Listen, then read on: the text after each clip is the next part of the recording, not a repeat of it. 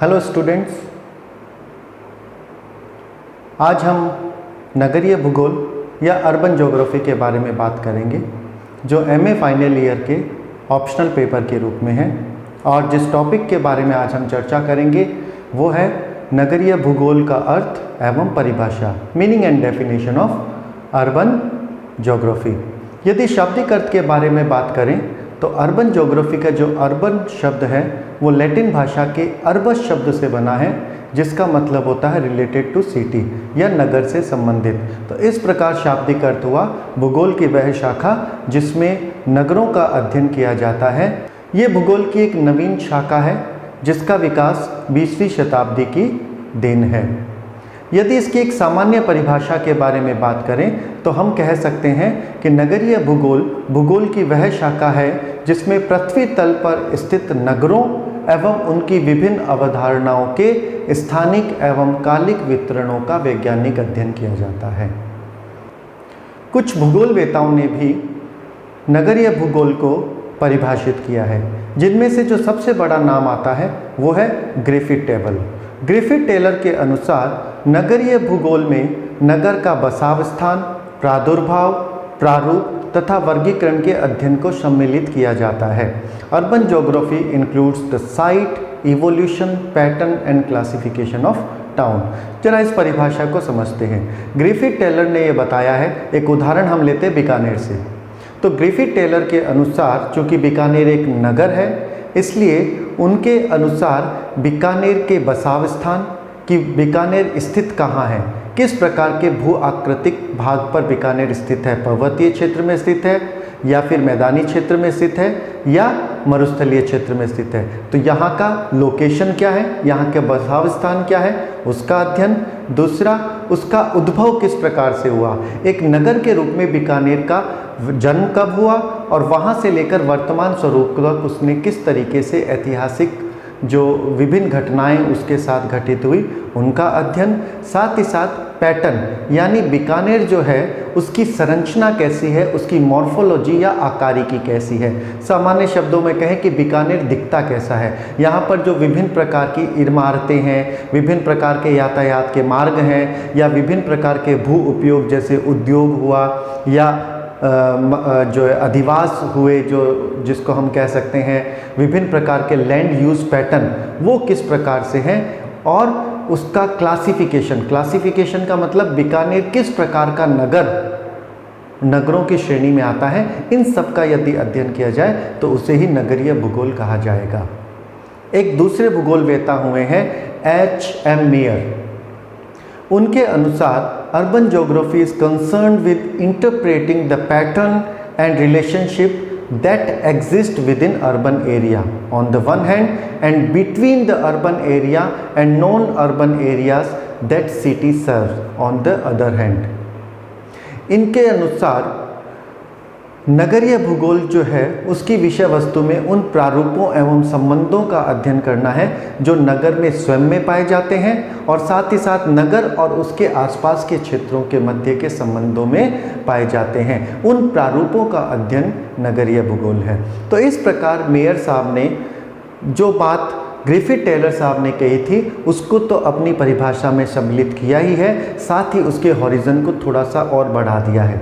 जरा इनके डेफिनेशन को फिर से बीकानेर के परिप्रेक्ष्य में समझने की कोशिश करते हैं। तो इन्होंने कहा कि केवल बीकानेर के प्रारूपों का ही अध्ययन नहीं बल्कि बीकानेर का अपने आसपास के नॉन अर्बन एरियाज यानी बीकानेर के आसपास जो छोटे छोटे दूसरे गांव स्थित हैं, उदासर, पेमासर, नौरंगदेसर, उदरामसर, इन गांवों के साथ बीकानेर के किस प्रकार के संबंध हैं, क्योंकि आपको मालूम है कि ये गांव और बीकानेर जो है वो विलग इकाइयाँ नहीं हैं।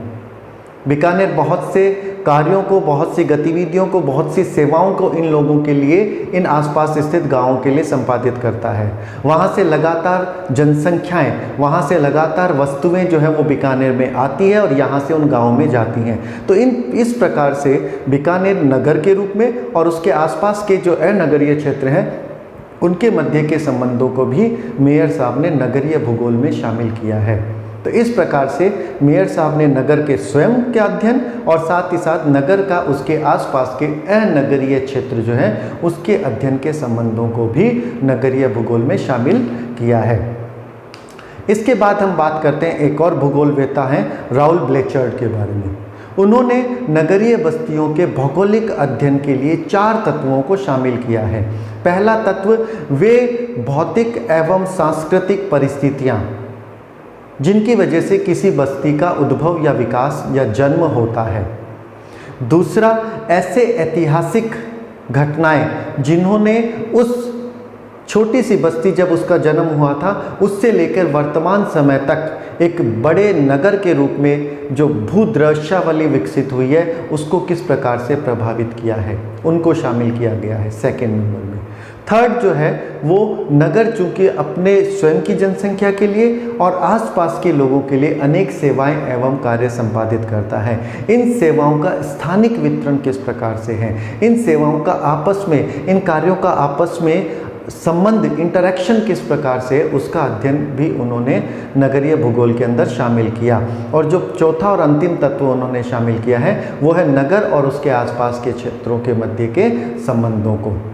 तो इस प्रकार से जो ब्लेचर्ड महोदय थे उन्होंने मेयर की डेफिनेशन को ही थोड़ा सा और आगे बढ़ाते हुए 2 के स्थान पर 4 बिंदुओं को उसमें शामिल किया है। और 2 नए बिंदु उन्होंने शामिल कर लिए, वो ये कि वे भौतिक और सांस्कृतिक तत्वों का भी हमें अध्ययन करना चाहिए जिनकी वजह से किसी स्थान पर उस पर्टिकुलर नगर का विकास हुआ है। जैसे उदाहरण लेते हैं फिर से बीकानेर का, तो बीकानेर का जब उद्भव हुआ था एक नगर के रूप में, उस समय कौन कौन सी भौतिक और सांस्कृतिक विशेषताएं थी जिन्होंने इसके उद्भव को प्रेरित किया, ये इसके उद्भव को प्रभावित किया, उसका अध्ययन भी ब्लेचर्ड महोदय के अनुसार नगरीय भूगोल में शामिल किया जाना चाहिए।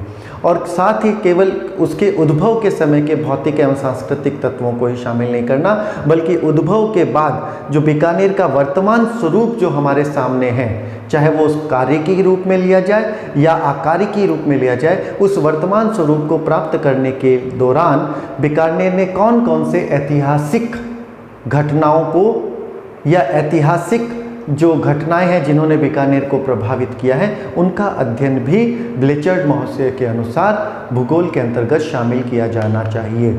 इस प्रकार से और भी कई विद्वानों ने भूगोल की परिभाषा स्थापित की है।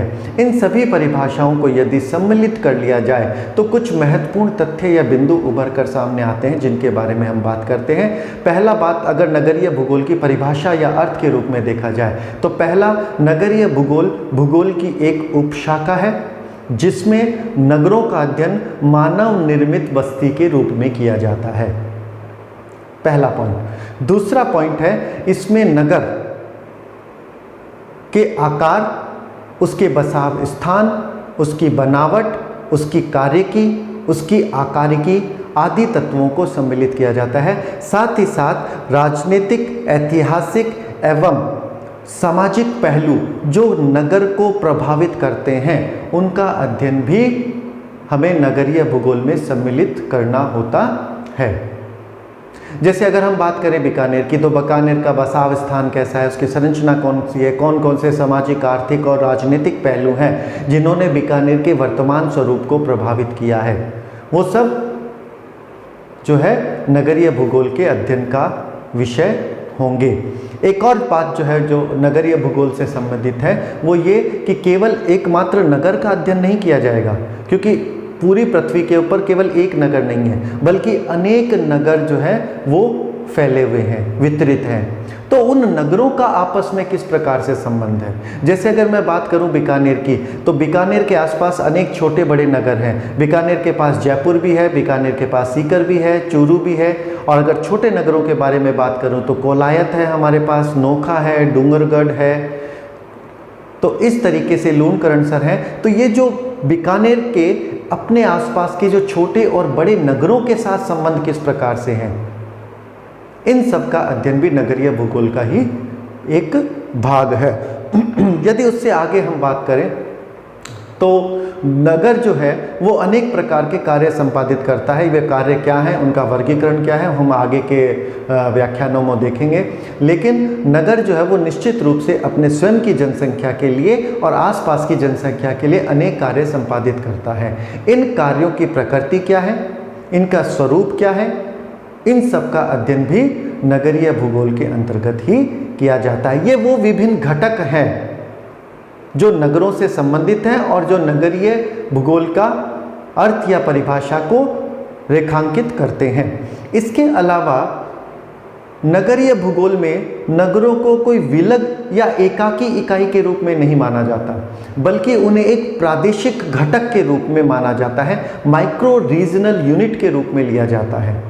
यानी केवल नगर के अध्ययन तक ही केंद्रित नहीं है, बल्कि नगर अपने आसपास के क्षेत्र को किस तरीके से प्रभावित करता है, आसपास का क्षेत्र नगर को किस प्रकार से प्रभावित करता है, और ये जो एक दूसरे के साथ जो इंटरेक्शन है, इसका अध्ययन भी नगरीय भूगोल का ही एक भाग है। और जो अंतिम तत्व जिसके बारे में हम बात करें वो ये है कि नगरीय भूगोल में नगर को एक गतिशील, एक डायनामिक यूनिट के तौर पे लिया जाता है। यानी नगर कोई स्थैतिक तत्व नहीं है, बल्कि लगातार निरंतर उसमें परिवर्तन होता रहता है। यही कारण है कि नगरीय भूगोल में केवल वर्तमान परिदृश्य या भूतकालीन परिदृश्य का ही अध्ययन नहीं किया जाता, बल्कि भविष्य में नगर किस प्रकार का होगा, उसका विकास किस प्रकार से होगा, उसका विकास किस तीव्र गति से होगा, क्या क्या परिवर्तन वहाँ परिलक्षित हो सकते हैं, इसका भी पूर्वानुमान या इसका भी अध्ययन नगरीय भूगोल के अंतर्गत ही किया जाता है। एक छोटा सा मैं आपको शब्द यहाँ पर देना चाहूँगा जिसकी व्याख्या हम बाद में करेंगे, नगर नियोजन। नगर नियोजन में यही किया जाता है कि आज से 10 साल बाद, 20 साल बाद नगर की स्थिति क्या होगी, वहाँ उसकी आकारिकी क्या होगी, उसकी जनसंख्या किस प्रकार से होंगे, कौन कौन से कार्य वो वहाँ उस समय संपादित कर रहा होगा, उसके आधार पर ही प्लानिंग की जाती है। तो नगरीय भूगोल में केवल वर्तमान या ऐतिहासिक परिदृश्य का नहीं, बल्कि भविष्य को ध्यान में रखते हुए भी नगरों का अध्ययन किया जाता है। तो वो प्रमुख तत्व हैं, प्रमुख घटक हैं जिनका नगरों के अध्ययन से संबंध है। तो एक बार फिर से मैं अपनी पहले जो सामान्य डेफिनेशन दी थी उसको ही दोहराता हूँ कि नगरीय भूगोल भूगोल की वह शाखा है जिसमें नगरों और उनकी विभिन्न अवधारणाओं, अब ये विभिन्न अवधारणाएं हम समझ गए क्या है। पहला, नगर की आकारिकी, उसका बनावट किस प्रकार से है, नगर का प्रतिरूप, नगर का बसाव स्थान, नगर के कार्यों, जो कार्य वो संपादित करते हैं, अन्य नगरों के साथ उसका संबंध, नगर का अपने आसपास के क्षेत्रों के साथ संबंध, और नगर के भविष्य का प्रतिरूप कैसा होगा। इन सब अवधारणाओं के भौगोलिक अध्ययन जिस शाखा के अंतर्गत किया जाता है उसे हम नगरीय भूगोल कहते हैं। मेरे नेक्स्ट लेक्चर में मैं बात करूंगा कि नगरीय भूगोल का विषय क्षेत्र क्या है, सब्जेक्ट मैटर क्या है। धन्यवाद।